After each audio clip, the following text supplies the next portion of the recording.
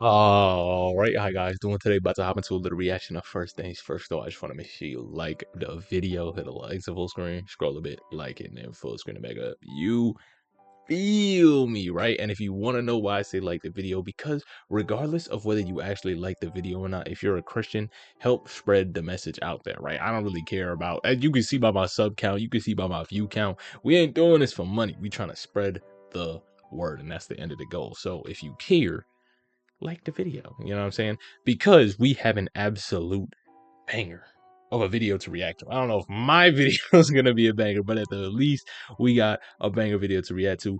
We got the best evidence for Christianity and the gospel coming from Cold Case Christianity himself, Mr. Jay Warner and Jay something down there. What is it? And Jimmy Wallace. Don't think I forgot about you, Jimmy. We see you and we rocking with you. But I actually have their book in my checkout case. The what's it called? Shoot, person of interest, because I actually want to get into reading more books like that. I want to finish the actual Bible first, but you know, I would love to get into that more evangelistic type stuff. So we got the best evidence for Christianity and the gospel. Let's check it out. What is the best historical evidence? I think this is a good question for the audience as a whole. What's the best historical evidence you can give for the Christian faith? The best I'm not a big fan of that word historical. So what I look at, remember, everything we work in cold cases, we're working, any crime you're working an event in the past. We don't get to watch crimes in live time. We're not like scientists who work in a laboratory environment with crime. We are always examining events. I guess you could call them historical events, even if it's only 30 years ago or it's only 30 minutes ago. So what we're looking at is, do we have any good evidence that would, so for example, the first thing I wanted to know when I was looking at the New Testament is, could I reasonably consider the Gospels to be a reliable eyewitness record? That's up for debate, and people will debate that for ages, okay? And I've written a ton about this in both my books and on the website. And what I try to argue is that I think we've got good reason to at least suggest that the authors of this account wanted it to be considered an eyewitness account. We have statements like John at the end of his account where he says, hey, I'm writing about all that Jesus did. I could write a lot more. I could fill books with all this stuff. Okay. Then the question is, well, is it a reliable account? Is it an account, an eyewitness account? And then is it a reliable account? And if it's a reliable account, this is how, by the way, I get supplemental reports from 30 years ago in which a witness has been interviewed by a detective in 1972. Now, that witness has been dead for 10 years. So I have no way to go re-interview that person. And the detective has been dead for 5. So now I have no way to go interview the writer of the report. But I've got this report I have to assess, even though I have no access to the first eyewitness or the person who wrote about the eyewitness. That's much like the Gospels. Well, I know how to assess those reports. There's 4 factors. I talk about them in Cold Case. 4 factors we use to assess eyewitness reliability of any document, of any eyewitness. So those 4 areas are the 4 areas that I pressed into service as I examine the Gospels. So for me, remember, when someone asks you, what is the one reason why you believe this to be true, I'm always a little bit hesitant because I never have one reason. I call this death by 1,000 paper cuts. That's what it is. It's this cumulative case of hundreds of little things that I think point to the most reasonable inference. And any one of those things is a paper cut. I could offer it to you, and I think you could be very reasonably say, well, that doesn't seem like enough. It's not enough. It's the fact it's cumulative. It wouldn't be enough in a jury trial either. But when I get 100 of these things, juries convict because there's no other reasonable alternative. And that's what I try to do with Cold Case Christianity. That book is really about looking at the historical evidence for the reliability of the New Testament. I know it's not going to give you much. Now, one of the most fascinating things we talk about is the interconnectedness, unintentional interconnectedness of the Gospels. Explain how that works. This is really interesting. Yeah, let me just toss this out to you guys. Have you guys... And I will say real quick, I know that that's one of the quote unquote selling points of Christianity, right? God gave us free will in the beginning, right? He gave us the option to act in a good way or a bad way, to choose him or without him, right? And the beauty of it, we've seen some reactions on this channel, right?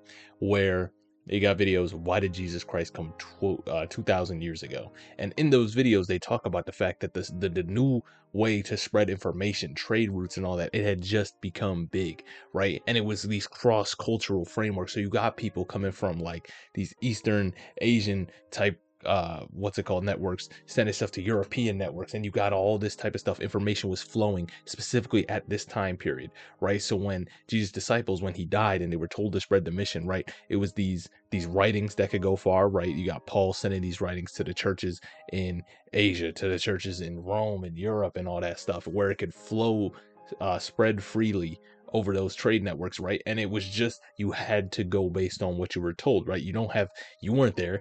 You don't have the evidence there, like he said, right? It's this death by 1,000 paper cuts. All you have is these testimonials and this evidence where you got these people saying, yo, this guy, he was healing blind people. This guy, he was multiplying the food. This guy, he raised this guy we thought was dead, and he said he was just sick. He said he was asleep, and he got up after. We thought he was dead, but you just got these stories, and you could choose whether to believe him. You could choose whether not to believe him. And the beauty of that time period was you didn't have phones and stuff like where he said you don't get to witness the crime. You don't get to talk to the people that were there or whatever. You just getting these evidences and you can choose.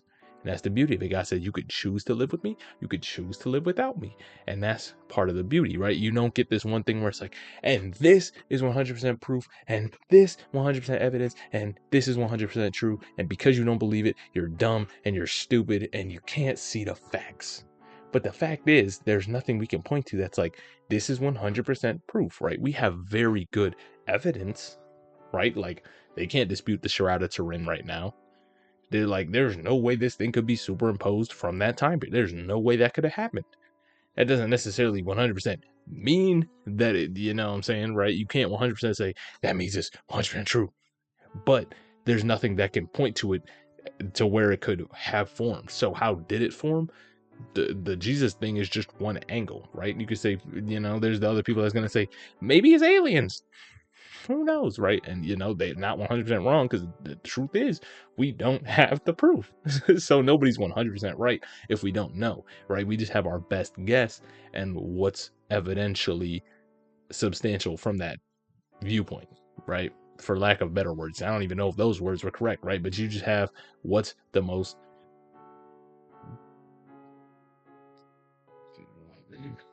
the best guess. I can't even think of words right now. The best guess, right? It's not 100% true. And I think that that's the beauty of it is we can't prove it because that really goes to show whether you're going to take this evidence and you're going to think about it the same way you think about everything else.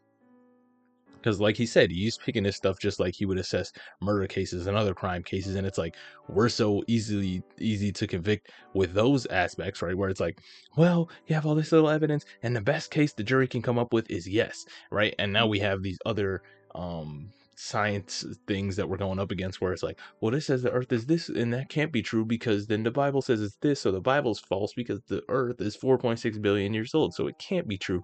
And we don't believe Jesus because we don't have any proof of him. But it's like, well, we have all this evidence, so regardless, if we have the evidence for him and he would have believed that this is true, and we have evidence for him and his disciples and people like Paul and the churches and the other miracles that were recorded, and you say that these people are reliable truths and they're saying that they spoke in tongues and fires came about their heads, so we should believe that, which means we should believe all this stuff and the cultures that were built on this.